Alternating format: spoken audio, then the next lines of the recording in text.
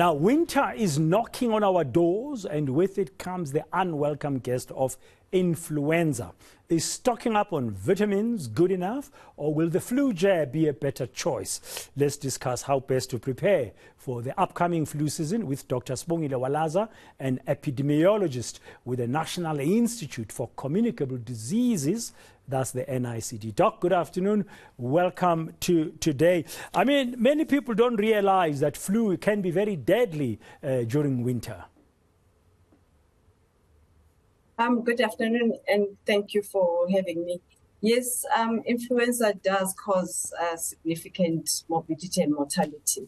And on a global scale, annually, it causes around 250,000 to 650,000 deaths. And in South Africa, up to 11,000 to 12,000 deaths. So it can be a serious condition, especially amongst people who've got underlying conditions. So besides having underlying conditions, who is really vulnerable? Which segments of our population are really vulnerable to flu? So it would be pregnant women, both during pregnancy and after they've delivered, and the very young children. And the important thing is with the very young children is that they are not eligible to receive vaccines. So it's important for the pregnant women to get the vaccine. And as I've mentioned, people with underlying conditions, people like asthmatic, chronic lung conditions, and diabetics, and also people who've got severe immunocompromise, for example, people who are taking treatment for cancer or who've got uncontrolled HIV.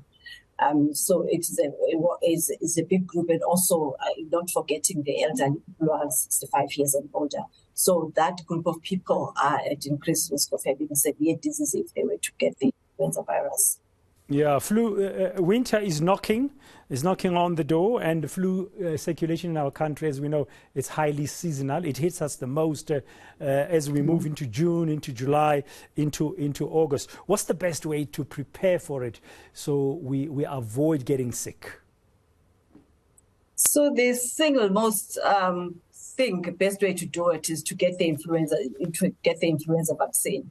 But obviously there are other means that people can also just try and implement so that they can protect themselves from getting the flu. For an example, just keeping healthy, staying healthy. It also helps your body to be in a better position to to respond better when you get sick. And doing things like if you've got people in the office that have got the sniffles, and just avoiding them, and also just making sure that people wash their hands frequently. They protect their coughs and sneezes.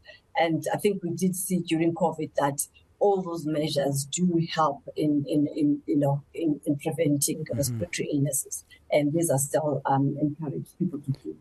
When is the best time to get the flu vaccine?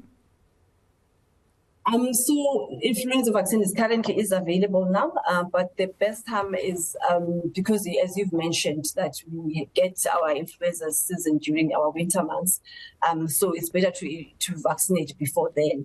So it's been available from, I think, towards the end of March, April.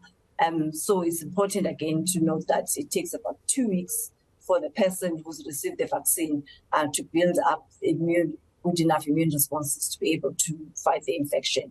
So the sooner the better.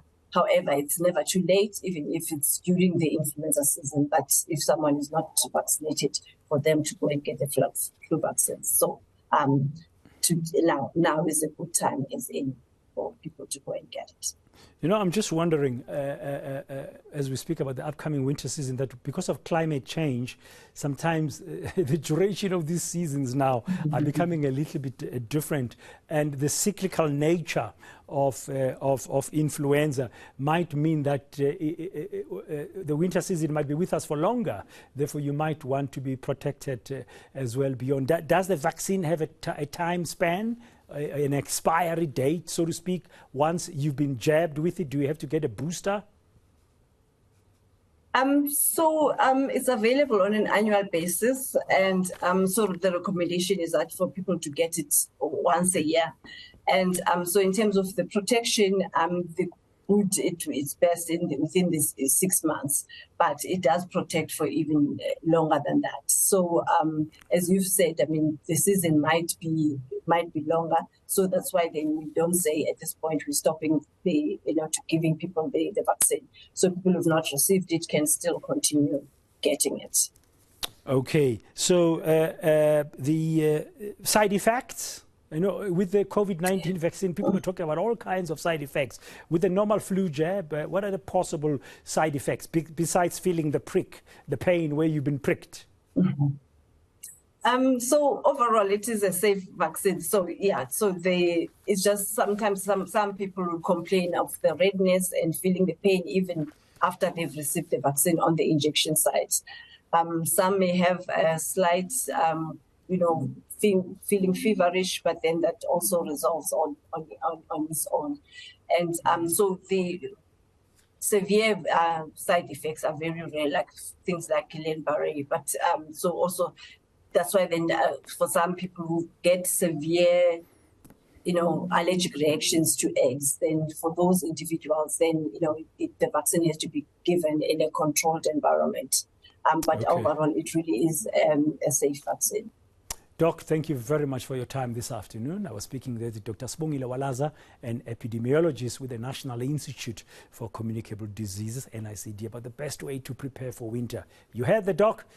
Get the flu jab if you are in one of those segments that are regarded as vulnerable to viral infection.